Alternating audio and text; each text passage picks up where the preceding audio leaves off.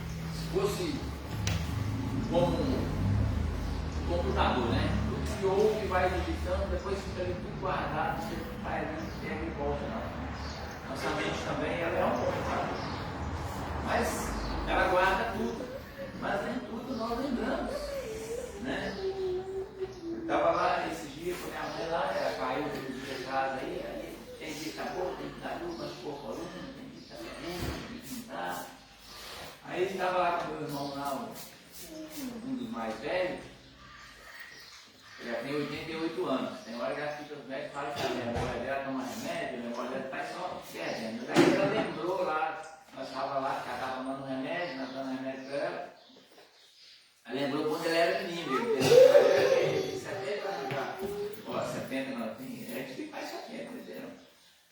Aí ela estava lembrando quando ele era criança, nós morávamos na casa de toalha, assim, naquela rua que vai para Capil ali, e ele tinha reumatismo no sangue, então tinha que tomar muito antibiótico, e ele não gostava de tomar remédio. Ele tomava o remédio e ia dar o remédio para ele, tinha que pegar a água, o comprimido e ninguém ficar perto, para ele tomar o remédio sozinho. Mas era criança, era menino, acho que tinha 5, 6 anos, 7 anos por aí fora. Aí certo dia caiu uma moedinha debaixo do assoalho da casa, era a casa de sala, que a sala tinha a caseta. Aí nós fomos entrar lá para pegar a moeda. Chegou lá embaixo, branquinho de remédio. Ele não sarava, ia no médico, não sarava, tomava antibiótico, reumatismo no sangue, não sarava, não sarava. Vou ver, remédio chá.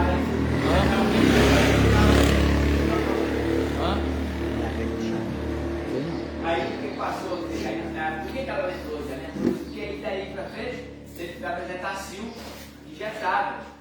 Aí ia dolorido, aí para dar Zetacil dele tinha que segurar ele. 2, 3 para poder aplicar, porque dói, né?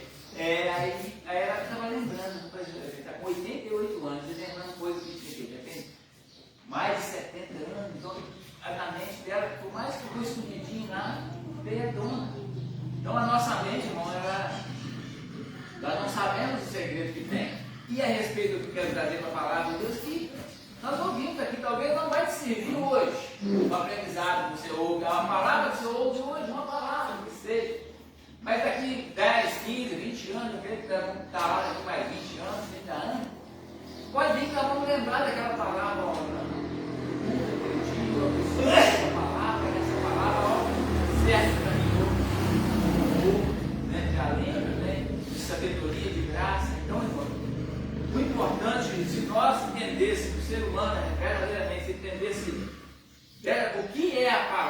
de Deus. O que é esse livro aqui? Nós não só tínhamos debaixo de braço, tinha para a igreja, guardar para casa, tinha lá, abre ele quando nós comíamos o rolo, né? Como lá, quem é que falou que mandou comer o rolo? Eu não lembro, não. Depois se lembrar, você lembra aí. E nós comer o rolo, eu ligo, comer mesmo, né? Meditar de dia e de noite, eles trinchar mesmo a palavra, porque ela tem tudo. Nós vamos ver esse coisa que eu vou falar aqui. Então, esse livrinho aqui, ó, é todo um instrumento para o ser humano viver a vida toda, 100 anos, 2 mil anos que está aí, mais 5 mil anos, 10 mil anos que for. Você tem toda a instrução, irmãos. Toda a instrução, todo tipo de coisas que acontecem no mundo, lá fora, dentro da igreja. Aqui tem ó, a sabedoria, tem o discernimento, tem o advogado, tem o juiz para julgar, tudo aqui.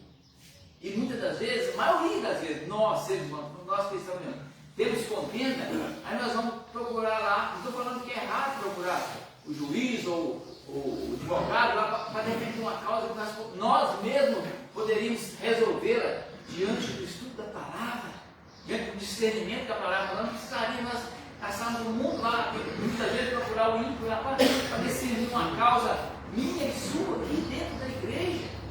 Muitas das vezes nós temos que procurar lá fora quem não tem a instrução para achar, bater o martelo, é isso, mas vai ter que seguir assim. Não estou falando lá fora, que não sabe, eu estou falando assim, nós como servos do Senhor, toda causa nossa tem que ser discernida aqui dentro da palavra, ela nos ensina tudo. Mas nós, muitas das vezes, a maioria das vezes, nós não queremos, né? Queremos o outro lá. Porque aqui existe o quê? O juiz dos juízes. O maior juiz está aqui, ó. O maior advogado está aqui para também nos defender, se nós estivermos justos, na nossa justiça. Se nós estivermos certos, ele vai nos defender sim. E o juiz está aqui, o juiz também que não erra em momento nenhum, ele vai julgar, ele não vai puxar para o lado direito nem para o esquerdo. Ele vai ser o juiz justo da palavra de Deus. Amém? Perseverando na fé em Cristo, lição de número 13.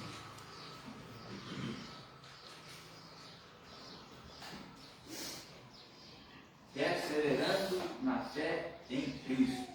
Texto áureo.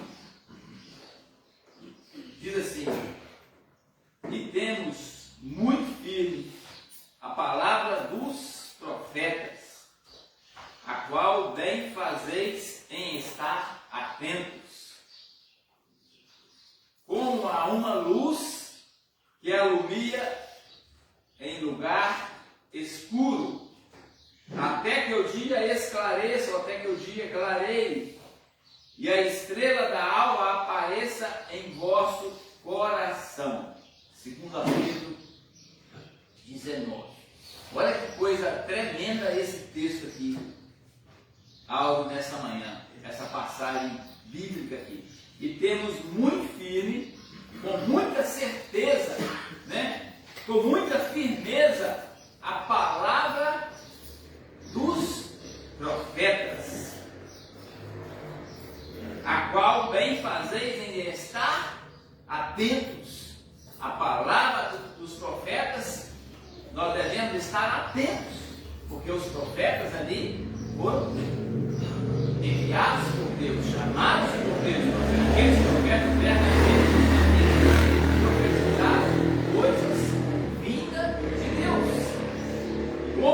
Olha o que se compara, né, a palavra dos profetas. Olha lá na frente o que esse texto nos diz, o que é comparado à palavra dos profetas, né? O que é comparado? Porque muitas vezes fala, profeta é mentiroso, profeta, falando profetas verdadeiros, profetas do Senhor. O que se compara às palavras dos profetas, para que nós fiquemos atentos? A como uma luz que alumia no escuro. Então, se nós apagarmos a luz aqui, agora até de dia ainda, mas à noite, vai ficar todo escuro. Então, a palavra do profeta é como essa luz. Ela tem todo o poder, como a luz tem todo o poder de clarear no escuro. A palavra dos profetas tem todo esse poder, é toda essa certeza. Ela é toda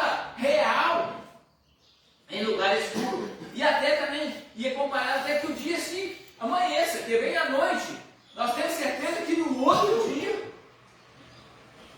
vai se clarear, porque é normal, é verdadeiro que depois da noite vem o dia, depois, né, vem o sol, vem a luz, até que o dia esclareça e a estrela da alva apareça em nosso coração.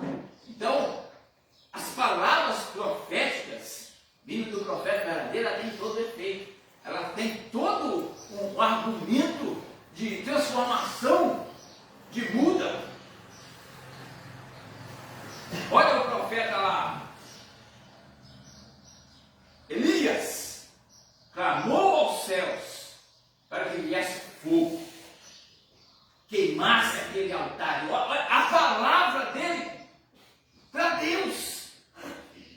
Olha, com certeza aquele profeta se dirigiu a Deus para que viesse aquele fogo e consumisse aquele altar todo molhado, todo encharcado. Né? Na nossa visão, não queimaria nunca um altar cheio de água molhada. Então foi a palavra, essa é a palavra. Nós precisamos, e aí entra outro ponto, irmãos. Nós precisamos discernir, aí que entra o nosso conhecimento, se é profeta de Deus ou não. Né? As palavras, porque muita de nós, a nossa falta de sabedoria, estou falando aqui, mesmo com a falta de sabedoria, a falta de fé. Nós estamos aqui perseverando na fé em Cristo. A falta de sabedoria, a falta de fé, nos leva a cair, nos leva a querer ouvir coisas que vai satisfazer o nosso ego, coisas que vai trazer prazeres físicos, prazeres materiais para nós. Aí muitas das vezes nós ficamos o quê?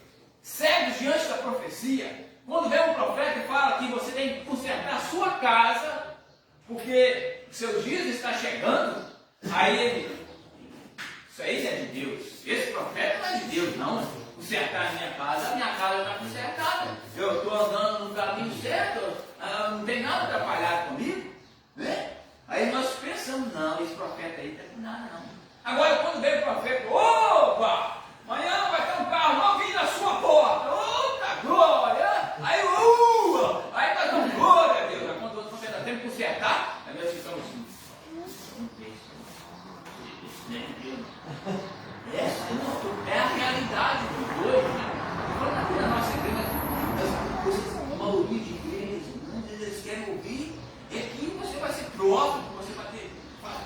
Não é resto, não estou falando que você não pode nada disso, mas é de nós mesmos, não é falando só do mundo lá, ou muitas vezes nós estamos falando quem está dentro da igreja. Claro que nós queremos ouvir, quem quer ouvir? Amanhã um carrão lá, uma Mercedes lá, como é que é a Mercedes, né? Mercedes, né? Na minha porta, paradinha com a chave lá, e com o assim, essa é sua. Eita glória, hein? Mas é isso, irmãos, que nós precisamos saber um pouquinho aqui, perseverando na fé em Cristo, confiar em Deus, que as promessas do Senhor para nós é muito além do que é isso aqui, ó, do que a terra, do que as nossas vidas aqui, do que os nossos bens. Então nós precisamos crer, perseverando na fé em Cristo, como aqui, ó, ouvir as palavras dos profetas, né? Dos apóstolos, do profeta, apóstolo, daquelas pessoas que pregam verdadeiro, quando fala de profetas aqui, aquelas pessoas que pregam verdadeiramente a palavra de Deus, sem se colocar acima de ninguém. Não, eu sou e o que eu pregar aqui tem que ser, não, nós não estamos aqui pregando nada, nós temos que pregar aqui, ó, o que está aqui.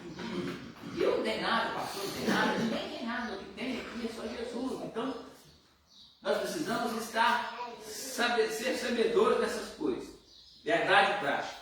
A Bíblia Sagrada é o único, olha só, único. O que é único? Universal. Único é um. Único não é dois. Não é três, não é triplo, não é duplo, não é triplo, não é nada, não é quatro, não sei quem fala aí pra frente. Mas o único é um só. É um. Olha só, então não existe, olha essa verdade que vai atrás também. A Bíblia Sagrada é o único instrumento moral, espiritual, estabelecido por Deus para para aferir, quer dizer, para medir, para dizer que está conferindo, para conferir que está, não falta 1 milímetro para lá, nem 1 milímetro para cá, nem para lá, nem para nada. Então, esse aqui, aferir, é conferir. A Bíblia, ela é outra perfeita. Ela diz que não podemos tirar um tio, não colocar um tio, nem nada na palavra. Então, a Bíblia Sagrada é o único instrumento moral e espiritual estabelecido por Deus. Por Deus. Para aferir a nossa conduta, a nossa vida diante do Criador, diante de Deus, da sociedade, da pátria e da família. Então a Bíblia não é só para os cristãos, só para dentro da igreja. Não, aqui ela disse, conduta diante do Criador de Deus, da sociedade. O que é a sociedade? É o mundo todo. A sociedade é todo o conjunto, é todo o mundo, todo o universo. Se chama o quê? Sociedade. Da pátria, que é a nação, a pátria, o Brasil, é os Estados Unidos, é outros países. E do quê? E da família. Então a Bíblia, você acha que é só para resolver problema de dentro da igreja? Não. A Bíblia é um instrumento que ele resolve, como eu disse no início, ela abrange todas as áreas. É o único, diz aqui a Bíblia, é o único instrumento. Porque nós temos aí a Constituição. A Constituição vai pegar, é um instrumento, a instituição brasileira é um instrumento que vai, como diz, que tem um poder aqui de constituir as leis sobre o Brasil. A instituição brasileira, a instituição de outros estados, de outros países, vai ter. Então a do Brasil não é único, vai abranger todo o universo. A Bíblia sim, é um instrumento que abrange todo o universo, Brasil, Estados Unidos, Japão, China, não sei de quem, não sei onde estiver, seres humanos, a Bíblia é um instrumento que tem poder para resolver todos os problemas. Posso fazer um comentário? Boa. Interessante essa verdade do braço aí. Esse último, nesses últimos dias agora, presenciei um fato. Eu achei estranho, né? Antigamente se usava no Tribunal de Justiça uma Bíblia como regra de fé. Você põe a mão sobre ela e dizer que se fazia o juramento como estava dizendo verdade ou mentira. E eu não vi isso acontecer mais. Não sei se retirar, não sei se só foi minha parte, mas antigamente existia.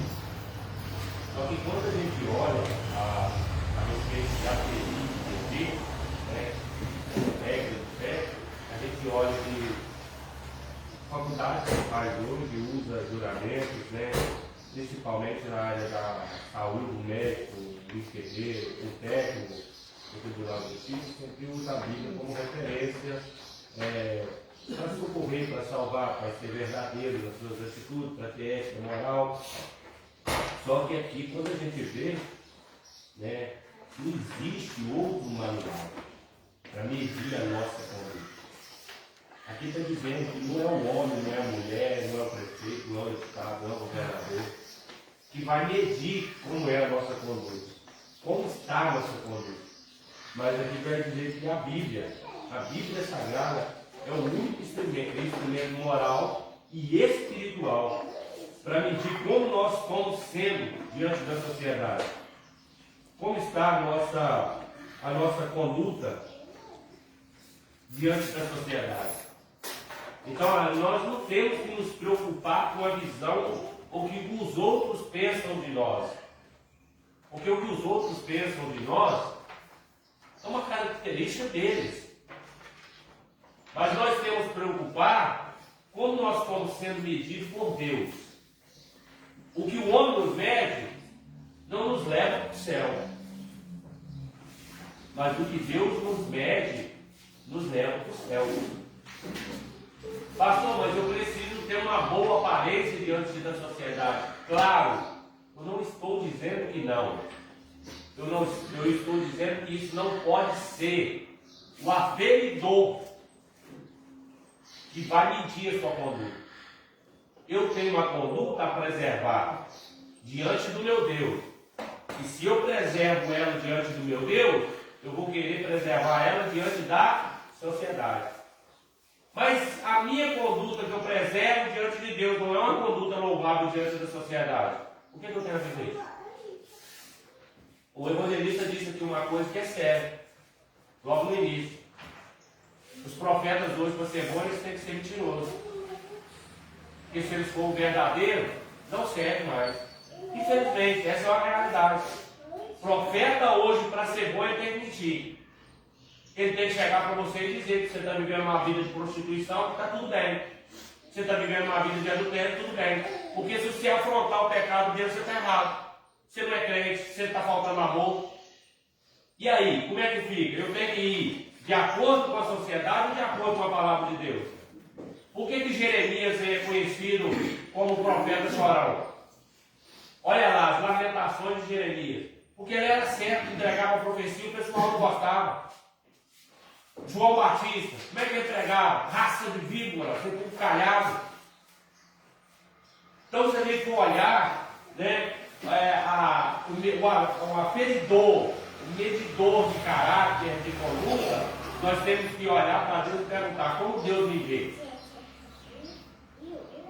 Hoje eu estou correndo atrás, como diz o evangelista aqui, de profetas que vão dizer: olha, você vai ter uma Mercedes. Olha, você vai ter o carro do ano. Olha, você vai ter isso. Olha, você vai ter aquilo. Porque quando o profeta sobe para dizer: ei, Deus manda mudar a sua conduta. Você está saqueando o reino de Deus. Você está cometendo adultério. Você está cometendo prostituição. Você precisa consertar. Por que Jezabel não gostava de Elias? Porque ele era afrontoso. Por que muitos reis perseguiam? Porque era afrontoso. Agora, essa geração de profeta meia boca aí, que quer entregar aquilo que agrada os outros, isso não é aferidor de pressão não, filho. Ai, é homem de Deus. Homem de Deus o quê? Deus não está nesse negócio não. Deus quer dar carro? Quer. Deus quer dar casa? Quer. Mas para dar isso tudo precisa de quê?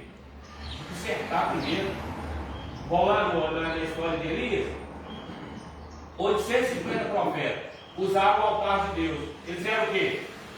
O que eles eram, esses 850? Vocês sabem, gente, o que eles eram? Os 850, eles eram o quê? Profetas. Isso significava que era de Deus? Mas eles estavam usando o altar. Quando Elias chega, um só, o que ele faz? Antes de pedir que Deus desça? Consertar o altar, limpar o altar. Porque era 850 profetas, mas 850 profetas não serviam a Deus. E era um só. Quando ele chega, o que ele faz primeiro? Antes de Deus usar, vou consertar o altar. Porque Deus só manda fogo no altar que está consertado. No altar que está limpo. Então nós precisamos ter essa visão. De olhar para o profeta e dizer: a conduta que ele está hoje está baseada na Sagrada Escritura? Porque o aferidor, para saber se o cara é profeta, ou homem ou mulher de Deus, é de acordo com a palavra de Deus. O profeta está ali. Vou usar o evangelista como exemplo. Não significa que é ele, tá? Vou usar ele como exemplo.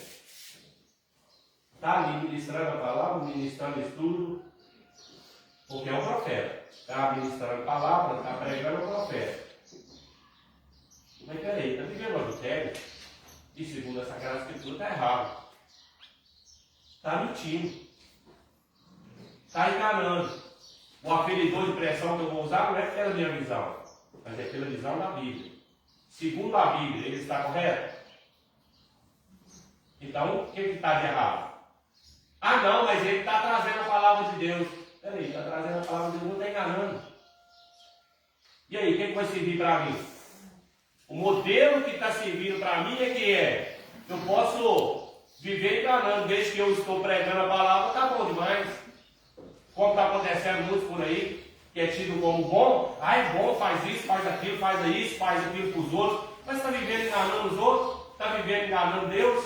Quer dizer, entre aspas, né, que Deus não quer engana, está se enganando a si mesmo, porque no dia que Jesus vinha buscar a sua igreja para acertar a conta, esses profetas que se intitulam profetas vão acertar a conta. Então aqui, nesta manhã para nós aqui, não é o homem, não é a mulher.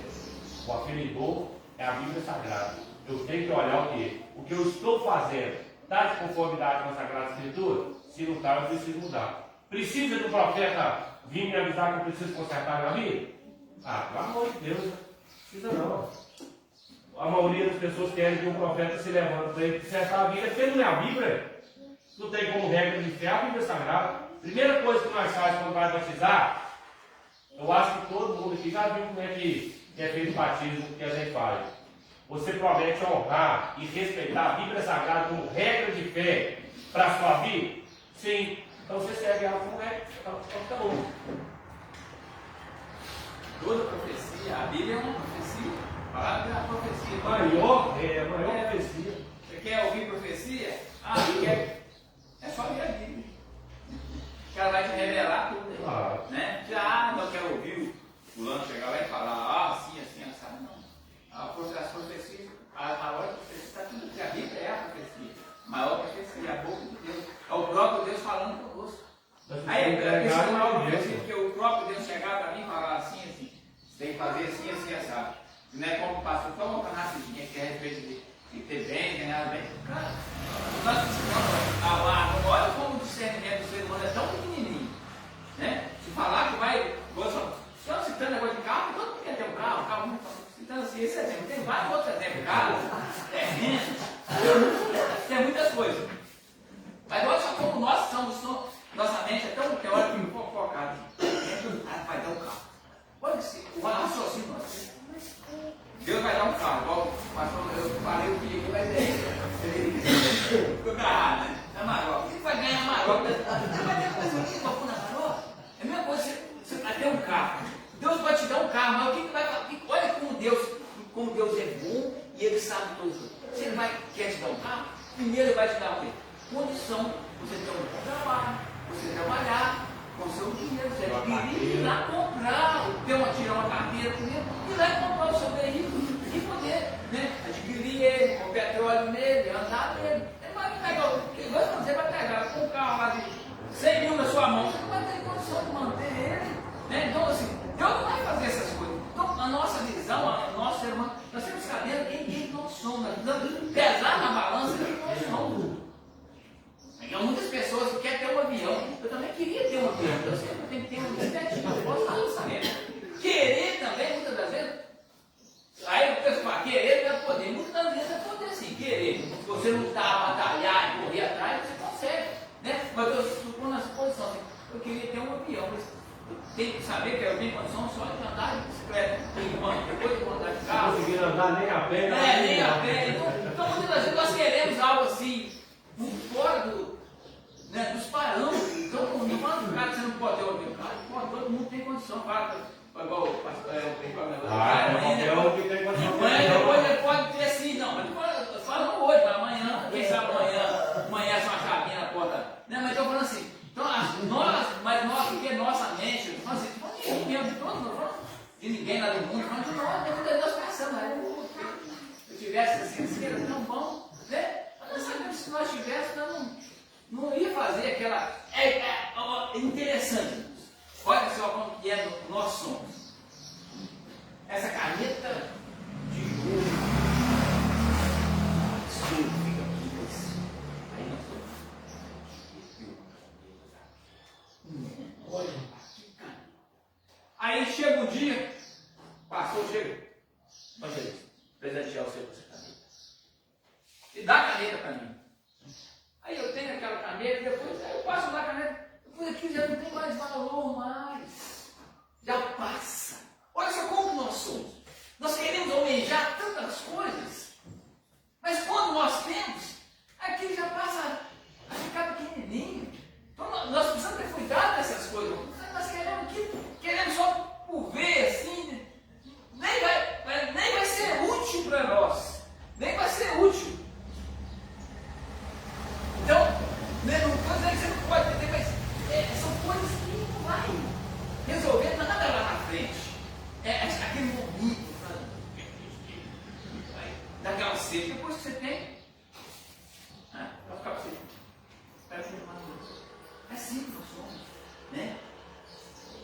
precisamos saber o que nós queremos.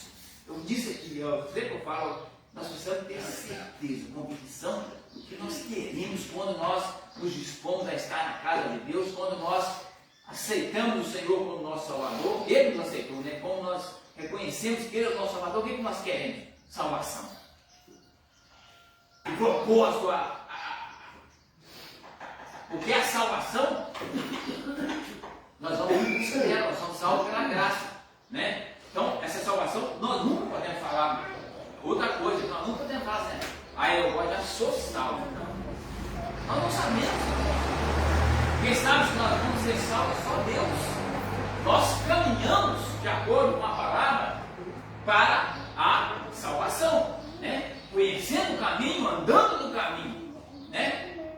Mas nenhum de nós sabe que se nós, antes de chegar no final do caminho, nós vamos tropeçar.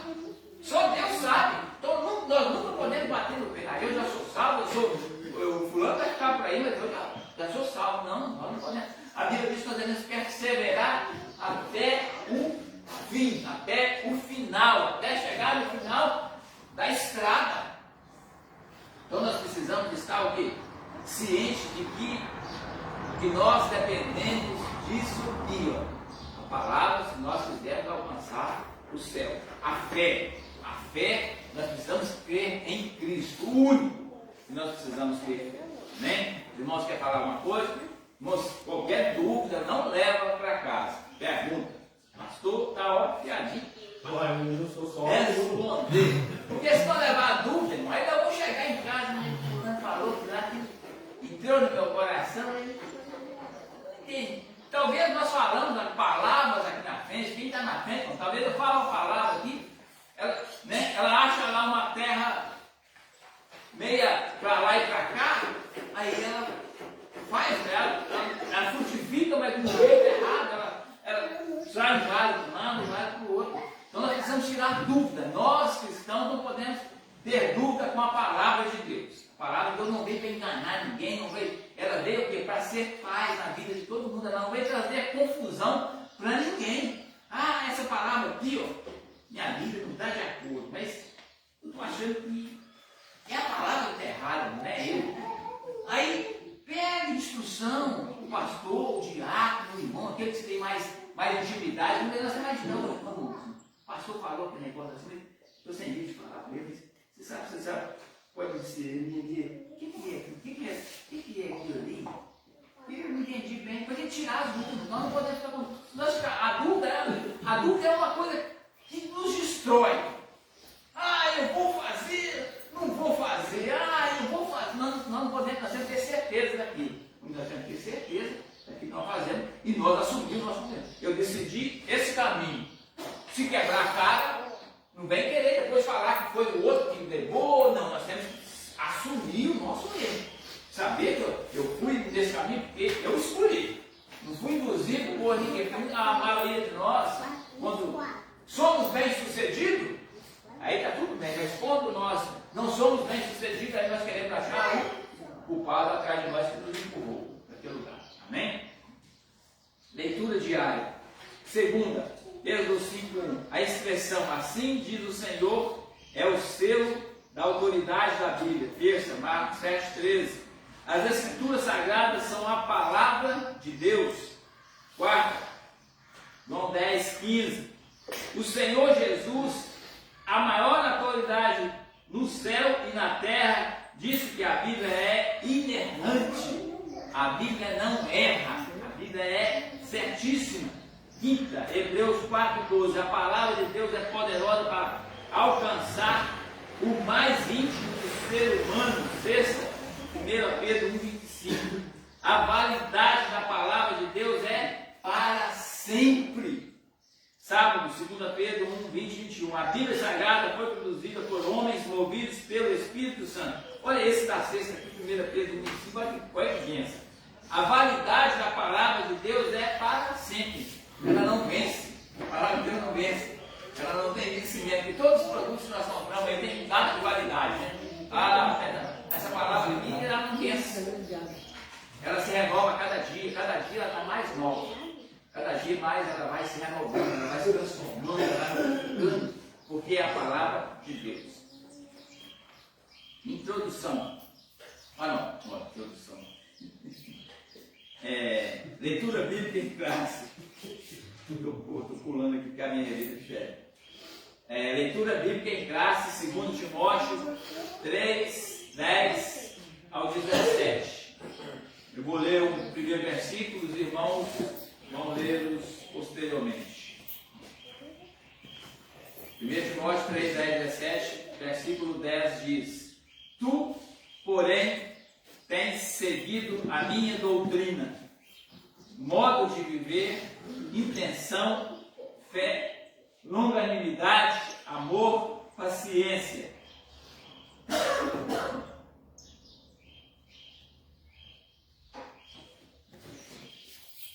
Perseguições e aflições tais quais me aconteceram em Antioquia,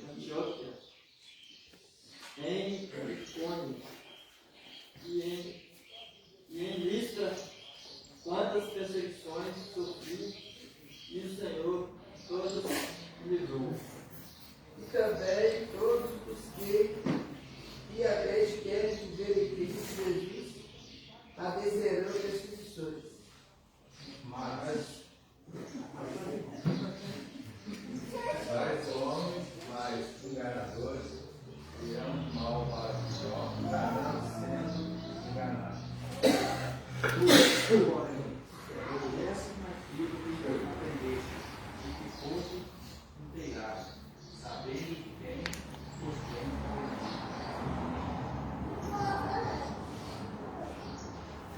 E que desde a tua velhice sabes as sagradas letras que podem fazer-te sábio para a salvação pela fé que há em Cristo Jesus.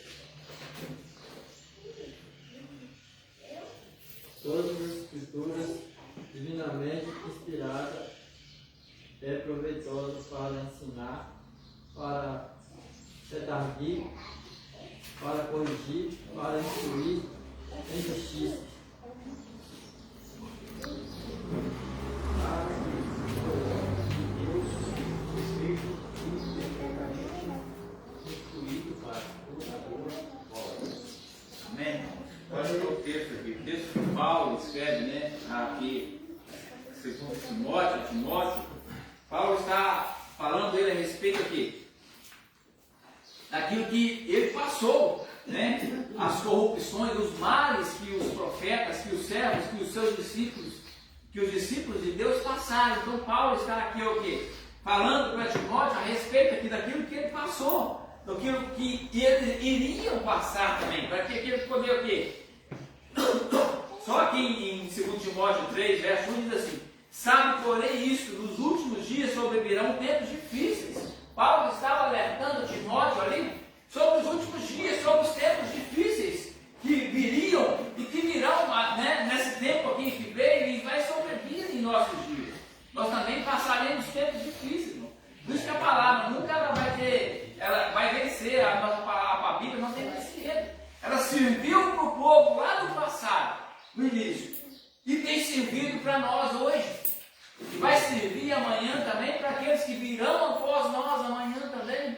Então essa Bíblia ela serve para todo. Então todo o ensinamento, esse ensino que foi lá na época de Paulo para Timóteo, né, que teriam tempos difíceis, hoje também está para nós com tempos difíceis também. Só que o parâmetro é diferente. Naquela época os tempos eram outros, né?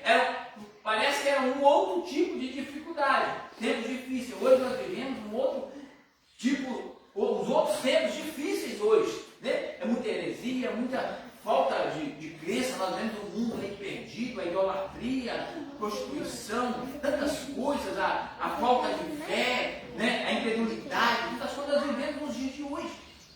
Então, por isso que a Bíblia, ela se renova a cada dia, ela nunca tem fim, ela é perfeita, ela sempre está nova, porque em todo o tempo, enquanto houver céu e terra, enquanto houver ser humano, a Bíblia vai se renovar. Ela vai servir de parâmetro para aquele tempo, para aquele povo, para aquela geração.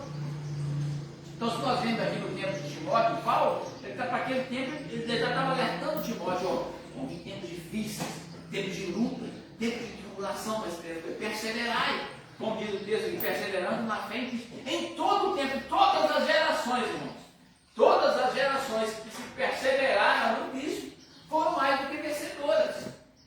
Foram mais do que o quê? Receberam a palavra de Deus, transmitiram a palavra de Deus, foram que aceitas por Deus. Então, em todo o tempo, nós precisamos crer que Jesus é o Senhor, que Ele é o Salvador, que Ele é quem? O Consolador. Então, Paulo está dizendo, ó, tu, porém, tens seguido a minha doutrina, o ensinamento de Paulo, Paulo passando para Timóteo, para os seus discípulos ali, aqueles que andavam com ele, a minha fé, doutrina, modo de ver, intenção, fé, longanimidade, amor e paciência. É isso que o profeta tem que passar para os seus discípulos, para a tua igreja, o mestre, o pastor, o apóstolo, tem que passar para os seus discípulos o quê?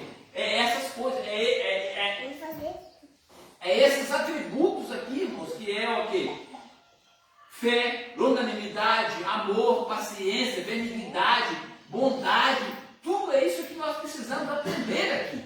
Porque quando nós vemos aqui na casa do Senhor, é para aprender essas coisas, perdoar, amar, isso nós temos que aprender aqui. Para quê? Levar lá para fora.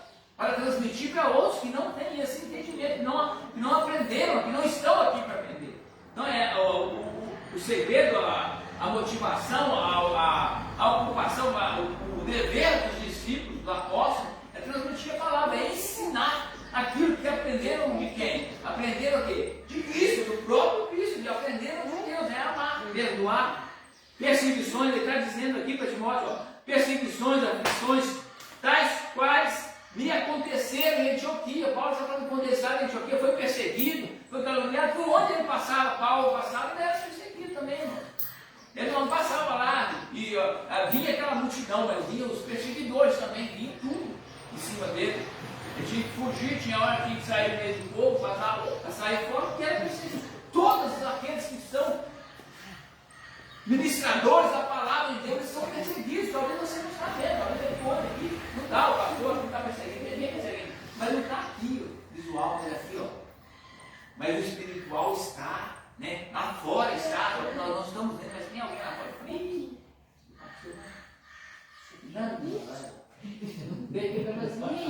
Mas não sabe que a presença, o que enche a igreja é a presença de Deus. Muitas vezes tem servos, tem igreja que está cheia, lotada. Não tem presença, não tem o Espírito. É isso, é o que o pastor disse aqui. Já tinha 850 profetas, 850, né? 850. Cadê a presença de Deus? 850, chicotearam, rasgaram, fizeram, gritaram lá, eles mandaram eles gritar, grita mais alto. Cadê a presença de Deus? Porque já não pode ser 50. Aí quando tinha um lá, mas que estava ligado na terra, ligado no céu, ligado na terra, aí a presença de Deus fluiu. É isso. Nós precisamos entender. Na verdade, tinha um que deu a cara para bater. Não, ele é claro. Os outros estavam ali, os outros crentes estavam ali. Mas esse aquele escudo só quer venceu aí, opa! Você venceu. Estamos juntos. Você venceu. Só que fez um gol, aí todo mundo comemora. Mas esses são poucos. Então, mas aquele ali, Então, a presença de Deus que faz diferença. Eu sempre falo no estudo, irmão. Se você chegar no culto, se eu chegar no culto, sentar, orar, quietinho, o que nós fazemos lá? O que nós aprendemos? O que eu aprendi quando eu vou para a casa do Senhor? Desde casa, estamos preparando, nós já estamos se preparando para chegar aqui. Sentindo a presença de Deus. Em casa, nós estamos preparando para a igreja, nós estamos lá.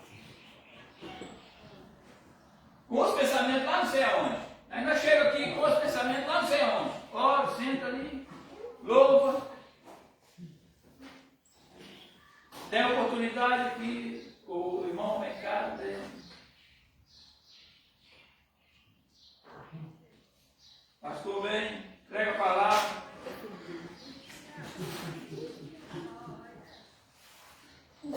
Irmão, é tua coisa.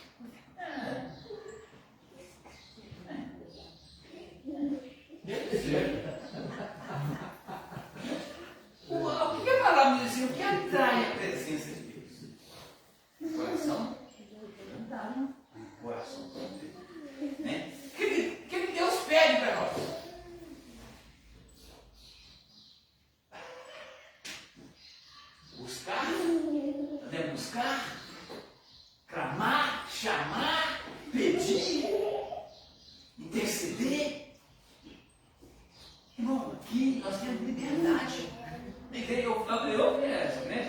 Tá vendo? Eu posso ter errado, mas eu aprendi. Eu vou para a casa de Deus para adorar a Deus. Não vou lá para ver o bigodinho do irmão João.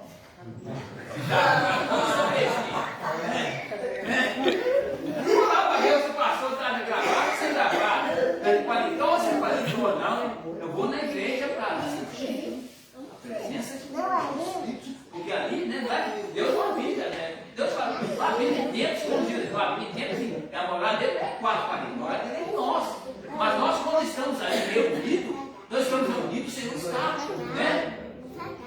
Ali em Atos, os apóstolos estavam todos reunidos em um mesmo, cada um dava com um propósito. Ah, não, eu quero um carro, eu quero um boi, eu quero uma vaca, eu quero um terreno. Os apóstolos estavam cada um pedindo uma coisa, não. Eles estavam reunidos em um só propósito. Ligar o céu com a terra. Foram cheios. Irmãos, se nós chegarmos aqui e começarmos todos no mesmo propósito, eu tenho certeza que a glória de Deus vai se fazer presente no nosso meio. Agora eu chego aqui. Amanhã eu tenho que ir lá para a roça para treinar. Pastor, não, presta atenção. Isso aconteceu comigo. Não estou falando de mim. Muita galera já foi. A gente vai aprender comigo também. Mais de 20 tantos anos de igreja. Eu já fui uma vez na igreja. Está vendo aí com esse amor para dar? O carro você tem que ver e você não sente nada. Isso tem que ficar lá fora. Nós temos que aprender. É isso que é o quê? Perseverar. É isso que eu conheço da palavra. Por isso que quando nós conhecemos, nós estamos só na igreja. Eu aqui presente, o pastor de ouro. Tá bom. É isso. Nós não vamos sentir nada. O que faz o culto ser fluir, a presença somos nós. Porque o próprio Deus habita, não é? Deus habita o quê? Ele está em nós. Agora, quando nós deixamos ele brilhar, quando nós tiramos o quê? O candeeiro em cima da vela, quando nós tiramos ali, ele vai brilhar. Agora, você está chegando aqui, está tampado a luz. Ela não vai refletir nada, vai estar ali. Quando nós chegamos aqui, ei glória, oh aleluia, oh Deus, aqui hoje, o negócio está aqui hoje, o Senhor está aqui, abençoa nossa, abençoa os irmãos, abençoa a igreja, abençoa o pastor. Você acha que Deus não vai ouvir? Os olhos do Senhor estão sobre os justos, os seus ouvidos atentos sobre os que não clamamos, irmão. Você acha que se Elias ali não tivesse clamado, Deus ia mandar o fogo?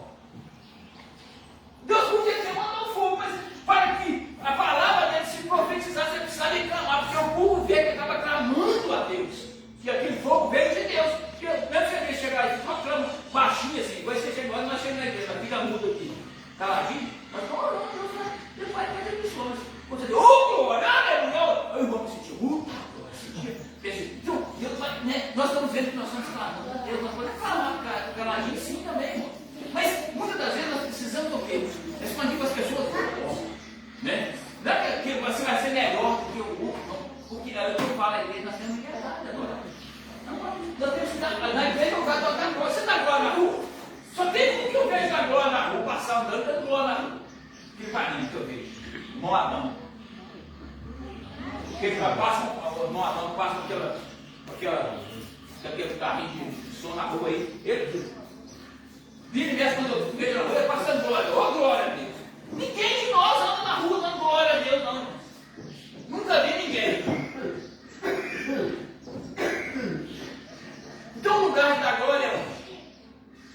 Se nós não der glória, não vamos glorificar Deus aonde?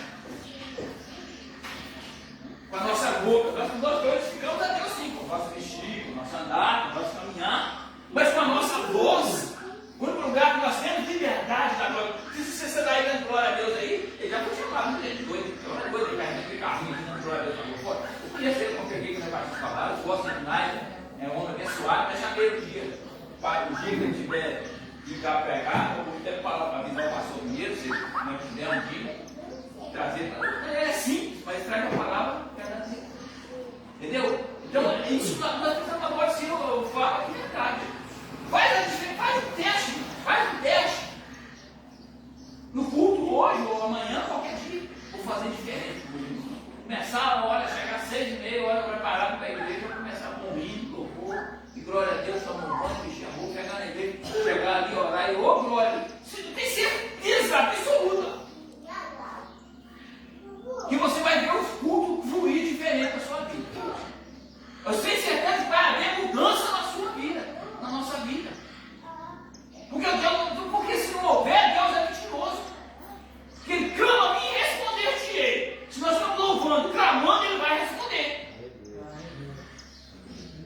Não sei se ele vai responder com aquilo que você quer, mas ele vai te responder, ele vai. Conforme a vontade dele, a justiça dele, conforme a bondade dele, a benignidade, porque nós sabemos que Deus é bom. Ele só tem coisas boas para nós. E ele também não é um Deus de migalha, é um Deus de abundância. Então falta muito em nós ainda, falta muito perseverar nessa fé aqui em Cristo, falta muito em nós, falando de mim, não falando de mim mesmo. Eu tenho que cuidar, é muito, como vocês comem aqui, para encher ele. Eu estou lá, tem que ter um microscópio aqui para me ver o tanto que eu estou aqui ainda, para poder, para começar a encher ele. Falta mais ainda. Não, mas comentário está lá na beiradinha, cara. Não, pinguinho, eu sou um pinguinho ainda para chegar cá em cima ainda. Então nós precisamos. Aí eu falo, volto a falar. Depende de Deus mais. Depende de Jesus mais. Para nós queremos. Depende de nós. Aí eu entro que sou eu que preciso querer. Se eu não quiser ler a Bíblia, não vou ler. Se eu não quiser ministrar aqui a palavra, eu não vou ministrar. Se eu não quiser sair de casa com intenção do culto para louvar a Deus, eu não vou. O problema é de quem? De Deus. Quem vai perder com isso? É Deus. Deus é mim, vai continuar sendo Deus até o fim dos tempos. Olha, eu sem Deus vou para as trevas. Eu sem Deus não sou nada. Uma poeirinha assim. E ó, dissipa. E ninguém nunca mais vê. Acabou. Nós somos assim. O pó da terra. E ó, isso acaba. E o que fica? Então a nossa fé, a nossa perseverando em Cristo é o que? É a salvação. Enquanto nós estivermos aqui, nós temos que fazer aquilo que o Senhor tem nos ensinado. Nós não precisamos Deus nos criado o ser humano para quê? Para nascer, morrer e ir para o céu. Nascer, morrer e ir para o inferno. Todos nós temos um propósito, né? Todos nós temos um chamado. Precisamos saber qual é o nosso chamado. Para nós sabermos qual é o nosso chamado, o que precisamos saber? Fazer. Descobrir, procurar, buscar, pedir a Deus sabedoria. Quem dá a sabedoria vem de quem? De Deus. Não é ninguém nasce mais sábio. Tem gente que nasce mais sábio, não nasce mais sábio que ninguém, não. Sabedoria que Deus dá para quem ele é. Porque tudo é dele. Tudo é para louvor dele, para adoração. Nós somos feitos para adorar o Senhor, para bendizer o nome do Senhor. Amém, irmãos? Eu falei, nós falamos só na leitura. O importante é ter agregado. Eu acredito que os irmãos devem ter pegado alguma coisinha, né? Então, próximo domingo, nós começamos na introdução. Amém, irmãos? Eu agradeço a oportunidade. Voto para o pastor João. Bom, esse estudo, por que nós elaboramos um estudo assim? Porque eu quero que os irmãos tenham a oportunidade de não ficar limitado, né? Eu tenho que correr com o estudo, né? Então assim eu vou pegar a revista e falar, eu quero que os irmãos aprendam, né? Eu quero compartilhar algo antes de terminar aqui. Eu estava assistindo um vídeo ontem e que eu me fez pensar um pouco sobre isso. Você imagina se você soubesse que você realmente já está morto. E nós estamos mortos. Nós não somos vivos, nós somos mortos. Hã?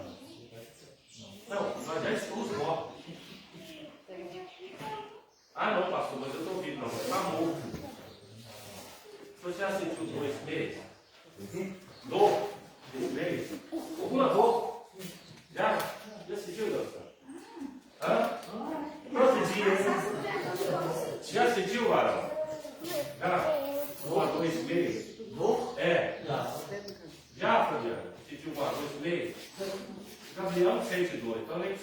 almoçar. Fala nisso, cadê a... Tem mais alguém? Comeu tanto bolo ontem que não veio na escola dominical hoje. Tá na live, né? Pois é, irmã Calvin. Comeu muito bolo ontem e não veio no estudo hoje. Né? No dia de hoje, sentiu dor, Varão? Eu? Esse mês? Senti uma dor. Sentiu a dor. Sentiu, irmã Cláudia? Um desconforto. Nessa dor da várias. Sentiu, Ara? Sentiu, vocês são tudo velho. Todo dia dor de coluna. É isso que eu estou dizendo. Na verdade, se a gente fosse olhar, segundo esse rapaz que estava no Instagram, nós estamos mortos. Porque quando começa, na verdade, a vida para quem serve a Deus? É depois de morto. Nossa vida vai começar. Nós vamos viver mesmo, nós estamos mortos, nós vamos viver quando nós ressuscitar. Porque no momento que muitos acham que nós morremos, nós estamos Nós estamos mortos no mundo, né? Por isso que a Bíblia diz, estamos mortos. Porque a nossa vida começa onde não vai abrir mais choro, não vai abrir mais lágrimas, nessa dorzinha que você sente aí, né? Eu, graças a Deus, não sei se eu senti hoje de manhã, né? Eu levantei com a cabeça doendo, né? Devido a esse congestionamento que eu estou tendo. Então, toda a vida vai ser para nós assim, né? Até Jesus vir buscar a sua igreja. E por que eu estou dizendo isso? Porque esses estudos, irmãos, principalmente esse aqui, é para nós termos um padrão de como nós devemos seguir e servir a Deus, para que então nós possamos alcançar o nosso bem maior, né, que às vezes a gente diz aqui, que o evangelista falou, carro, casa, bons relacionamentos, mas o ponto maior da nossa visão tem que ser o céu. Porque quando chegar com 80 anos, muitos de nós já não estaremos mais aqui. Vamos para 100. 100 anos, perigoso ter o Samuel, mas o Moisés está aqui mais. Ficou mais 100 anos aí. Né? Mas e depois dessa vida? O carro que eu quis ter ou comprei, quando eu morrer eu deixo para Ludmila, mas a Nicole. Mas com 100 anos, o carro já acabou e ela já morreu também e não deixou o carro para ninguém.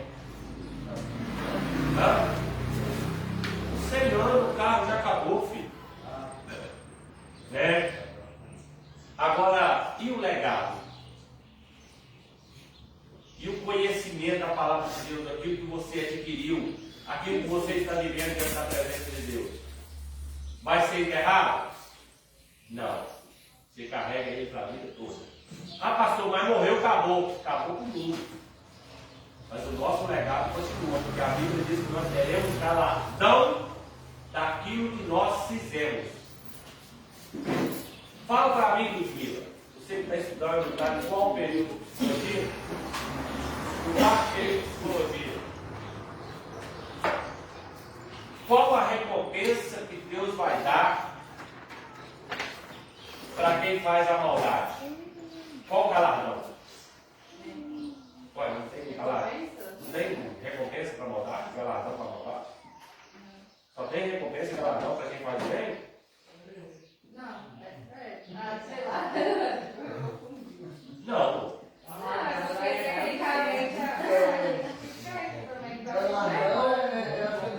O galardão de Deus é de bênção. Agora, quem vai te retribuir com a sua maldade é quem? O diabo. Então, Deus não vai dar galardão de maldade, não. Então, quando Deus está falando que nós teremos galardões, é de legados que nós deixamos aqui na terra. Ah, mas esse legado é só para os filhos? É, irmão? Não. Não, é para todos que nos cercam. Se eu tenho amor, eu quero distribuir amor. Né? Então, que fica aí, esse estudo foi muito propício para nós entendermos o que nós queremos agregar para a nossa vida. Qual profeta que eu estou buscando? Ele tem referência nas Sagradas Escrituras? E está de conformidade com a Bíblia Sagrada? Porque profeta tem muito, né? Como nós falamos que 850 profetas é muito profeta. Tem um que se levanta confrontar os 850 profetas. E tem 7.000 que não se dobraram a Baal. Mas cadê eles? Aonde eles estão? Cadê os 7.000 que não se dobraram a Baal? Quantos profetas tinha, irmão? 850. Quantos que não se dobraram a Baal? Oh, 7.000 é maior do que 850? Mas cadê eles? São aqueles que não querem, aqueles crentes que não querem tomar partido. Já viu aqueles crentes? Vão ficar na mídia. Deixa. Como é? Deixa desse jeito. Vamos ver quem vai vencer. Mas na hora que Elias assume o papel, que vai lá e que Deus manda fogo, aí esse levanta. Agora sim, eu estou do lado do vencedor. Porque se Elias perde, o que acontecia? Se buscou para si, você toma a responsabilidade. Então você tem que parar de ser com isso.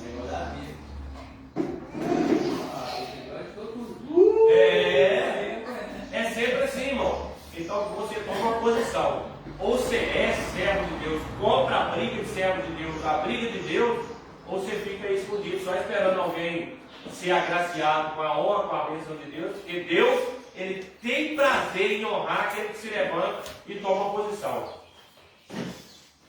Eu posso provar essa Bíblia, vocês querem que eu prove? Que Deus não gosta de crente meio lá, meio cá? E é um crente indeciso? Quer que eu prove? Quer que eu prove ou não quer? Ou vocês têm a prova? Ó, aí. Não é nem quente, nem frio. É o quê? Morno. Morno quer dizer o quê? Indeciso. Você não sabe o que quer, você não toma uma posição, não toma partido. Eu estou do lado de ganhar. Se o lado de ganhar for para o inferno, vai ele. Amém? Então que você seja um crente de posição. Eu estou com a Bíblia, acabou. Mas quando eu estou com a Bíblia, eu vou dar contra metade da igreja. O problema da metade da igreja, irmão. O problema da igreja inteira. Por que eu perdi muitos membros na igreja aqui? Não foi poucos, não foi muitos. Porque eu estou de acordo com a palavra. Você quer seguir a palavra? Você vai seguir. Crente de qualquer maneira que não serve. O que acontece? Se não serve o Senhor, eu estou indo e outro ministério serve. Vai com Deus, filho. Deus abençoe o seu ministério onde você for. E é assim que acontece. Eu perdi crente aqui, que a mãe veio e esculachou eu. O senhor não podia ter feito isso com meu filho. O senhor fez errado. Meu filho é homem de Deus. Tá. Passado um tempo, ela mesmo veio e me pediu perdão. Pastor, eu quero pedir perdão, eu falei, senhor. Realmente meu filho errou. Tem que perdoar a sua decisão, a sua escolha.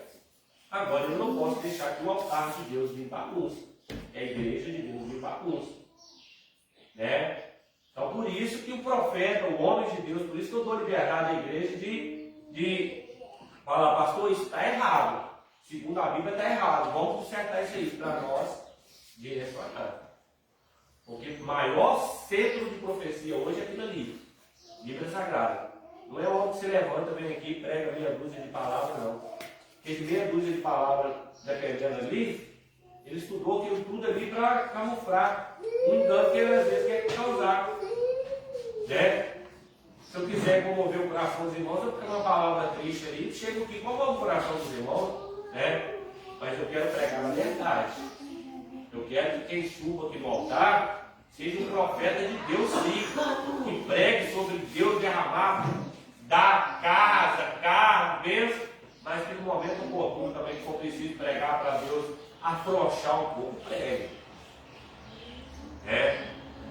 Eu disse que eu vou contar uma experiência para nós agora aqui, de um profeta que uma vez, eu estava na igreja, e ele veio sapateando do meu lado, sapateando, e chegou em mim, pôs a mão na minha cabeça e falou o seguinte: Deus manda te dizer que Ele está agradando o seu propósito, a sua oração de madrugada. Não deu 2 palitos, eu virei mesmo e disse: que oração de madrugada que Deus falou?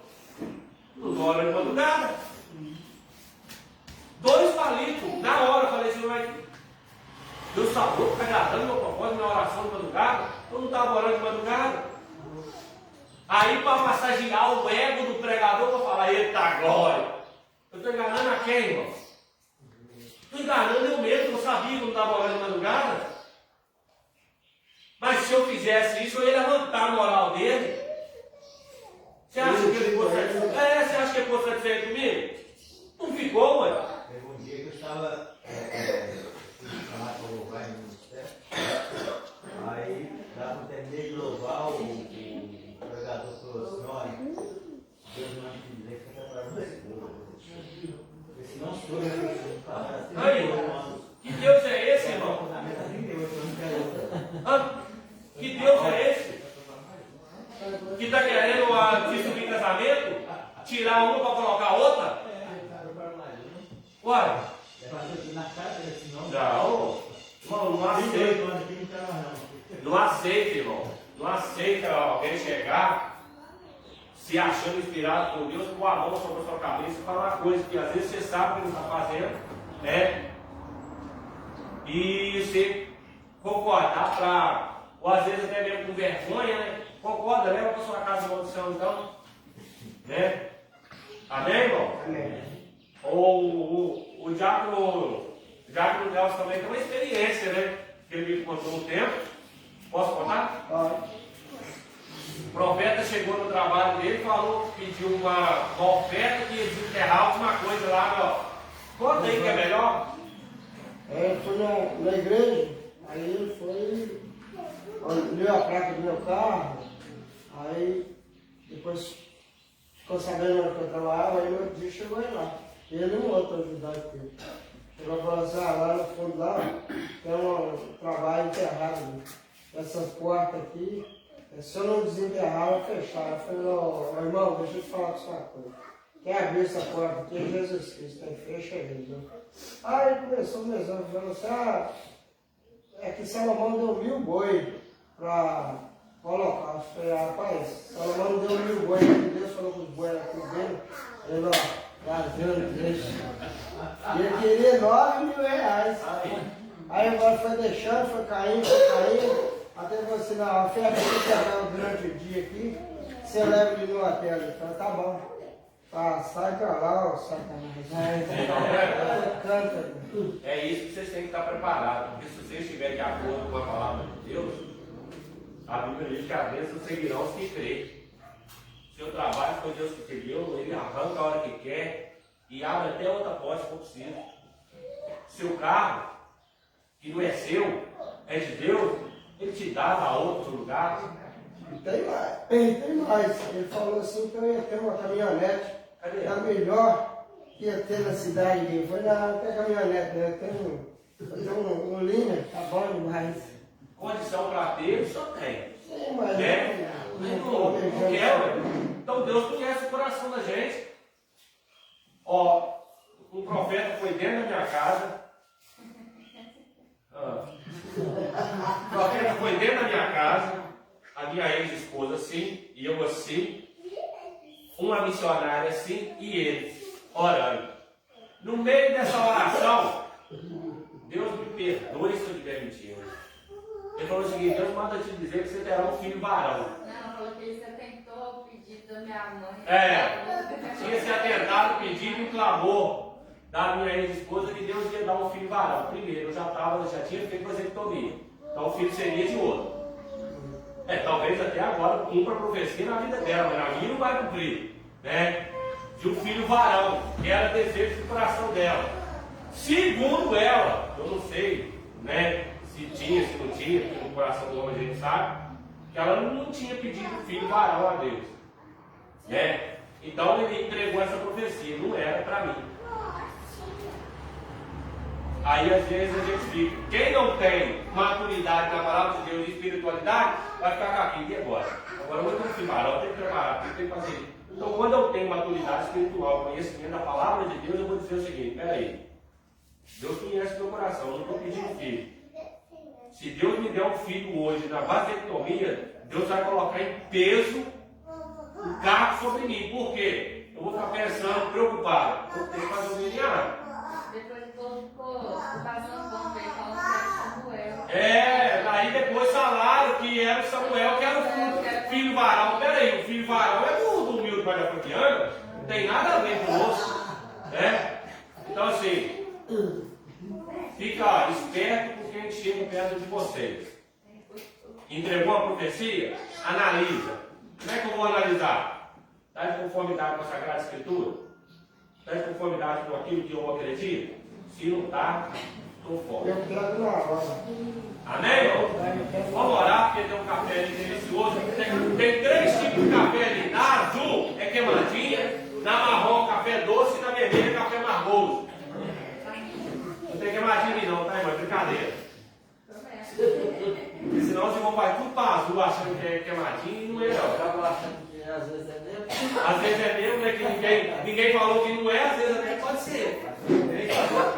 3 sabores de café? Mas café só tem um sabor. Água forte. Café na frente, torrado e na café.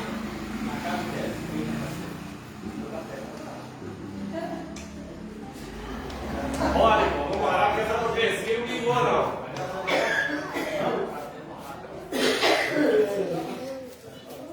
Quem quer se candidatar a fazer a oração final? Cuidado, irmão, você cai. Depois você racha o teto, racha a cara no chão aí, vai falar que a culpa é do seu avô.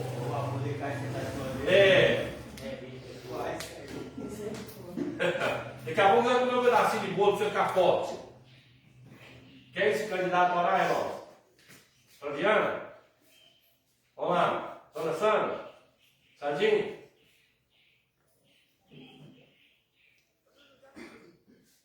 Wallace?